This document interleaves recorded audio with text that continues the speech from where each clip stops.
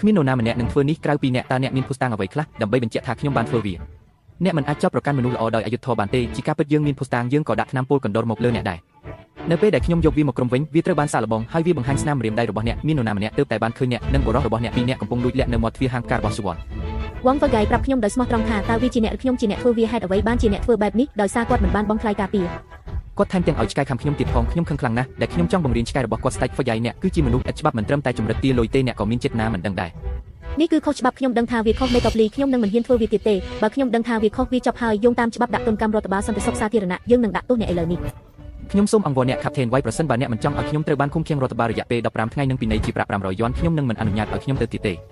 ខ្ញុំមិនហ៊ានទៀតទេពេលនេះខ្ញុំដឹងថាត្រូវធ្វើយ៉ាងណាបើខ្ញុំអង្វរសុំមេត្តាខ្ញុំក៏ទៅយកកញ្ញាស៊ូទៅបាត់កុំបារម្ភយើងពិតជានឹងដោះស្រាយរឿងនេះយ៉ាងតឹងរ៉ឹងប្រសិនបើវងហ្វឺហ្គៃមានបញ្ហាអ្នកម្ដងទៀតសូមទូរស័ព្ទយើងសូមអរគុណលោកប្រធានលីអ្នកស្វាគមន៍នេះជាអ្វីដែលយើងគួរធ្វើតើអ្នកបានឃើញផ្លេចបន្ទោសទេមនុស្សអាក្រក់ត្រូវបានផ្តន្ទាទោស